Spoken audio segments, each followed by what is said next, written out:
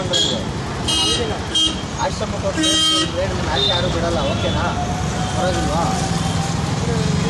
ಹೇಳಿದಾರಲ್ಲ ಅದಕ್ಕೋಸ್ಕರ. ಯಾಕಂದರೆ ಮಕ್ಕಳು ಇರಲ್ಲ, ಮಕ್ಕಳು ಬಂದರೆ ಯಾರನ್ನೂ ಬಿಡಲ್ಲ ನಿಮ್ಮನ್ನು ಆಶ್ರಮಕ್ಕೆ ಬಂದರೆ. ಆಶ್ರಮಕ್ಕೆ ಸೇರಿಸ್ತೀವಿ ಊಟ 3 ಹೊತ್ತಿಗೆ ಆಯ್ತು ಹೋಗ್ತೀವಿ ಆಶ್ರಮಕ್ಕೆ. ಹೋಗೋಣ ಎದೊಳ್ಳಿ ಮೇಲೆ ಆಗುತ್ತೆ ಎದೊಳಕ್ಕೆ. ಹಾಂ ಅಮ್ಮ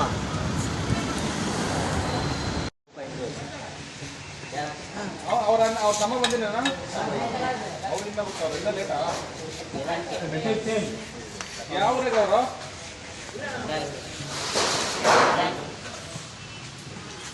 ನಿಧಾನಕ್ಕೆ ರಾತ್ರಿ ಏನಿಲ್ಲ.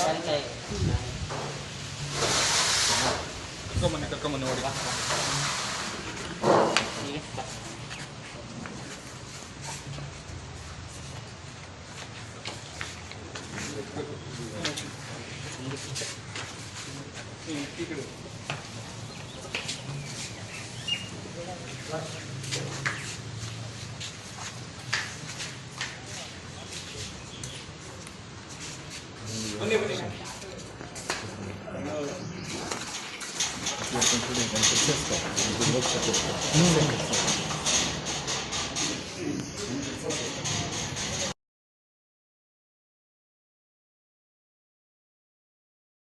ಎಲ್ರಿಗೂ ನಮಸ್ತೆ, ನಾನು ಹೇಮಂತ್ ಕನ್ನಡಿಗ.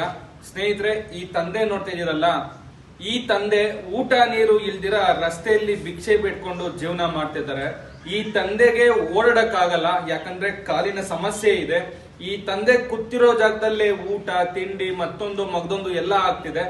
ಇದನ್ನ ನೋಡಿ ಈ ಯುವಕರು ಇವ್ರನ್ನ ರಕ್ಷಣೆ ಮಾಡ್ಬೇಕು, ಇವ್ರಿಗೊಂದು ಇವ್ರನ್ನ ಉಳಿಸ್ಬೇಕು, ಇವ್ರ ಜೀವ ಉಳಿಸ್ಬೇಕು ಅಂತ ಹೇಳಿ ನಮ್ಮ ಆಶ್ರಮಕ್ಕೆ ಕರ್ಕೊಂಡ್ ಬಂದವ್ರೆ.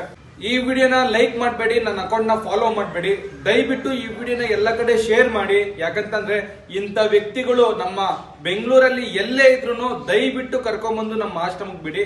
ಇಂಥ ವ್ಯಕ್ತಿಗಳ ಜೊತೆ ಖಂಡಿತವಾಗ್ಲೂ ನಾವಿರ್ತೀರಿ. ಯಾಕಂತಂದ್ರೆ ಇಂಥ ವ್ಯಕ್ತಿಗಳು ಪ್ರತಿ ದಿವಸ ಊಟ ನೀರು ಇಲ್ದಿರ ನಮ್ಮ ಬೆಂಗಳೂರಲ್ಲಿ ಎಷ್ಟೋ ಜನ ಸಾಯ್ತಿದ್ದಾರೆ. ಇಂಥವ್ರೆಲ್ಲ ಉಳಿಬೇಕು ಅಂತಂದ್ರೆ ದಯವಿಟ್ಟು ಈ ವಿಡಿಯೋನ ಶೇರ್ ಮಾಡಿ, ಒಂದು 10 ಜನಕ್ಕೆ ಶೇರ್ ಮಾಡಿ ಈ ವಿಡಿಯೋನ. ಇದರಿಂದ ಒಂದು ಜೀವ ಉಳಿಯುತ್ತೆ. ಈ ವ್ಯಕ್ತಿ ನೋಡಿ ಊಟ ನೀರು ಇಲ್ದಿರ ರಸ್ತೆಯಲ್ಲಿ ಭಿಕ್ಷೆ ಬೇಡ್ತಿರ್ತಾರೆ.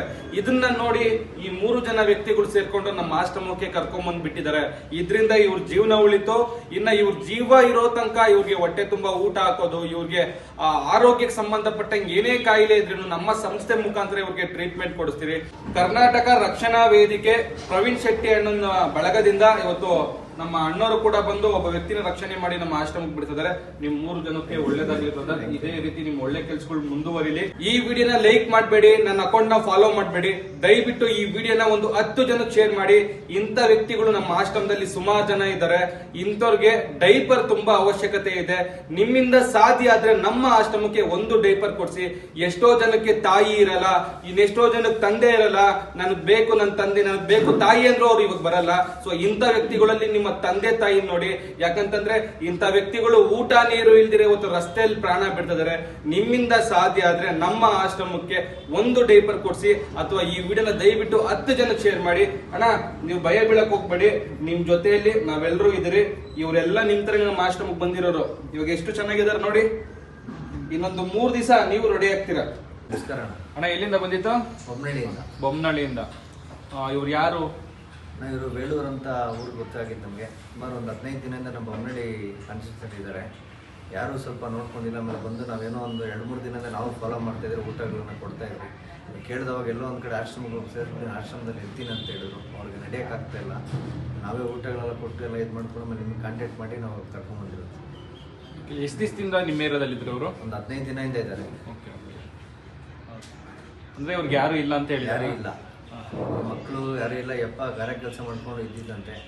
ಅದಕ್ಕೆ ಅವ್ರನ್ನೆಲ್ಲ ವಿಚಾರಿಸ್ಕೊಂಡು ಇದು ಮಾಡಿ ರಾವಣ ನಾವು ಆಟ ಬರೋಣ. ಇವರು ಪರಿಚಯ. ನಾವು ಬೊಮ್ಮಲ್ಲಿ ಗಂದಿರ್ತೇನಂತ ಅಣ್ಣ ಮನೆ ನಾವು. ಓಕೆ, ಒಳ್ಳೆ ಕೆಲಸ ಮಾಡಿದ್ದೀರಾ, ಒಳ್ಳೇದಾಗ್ಲಿ.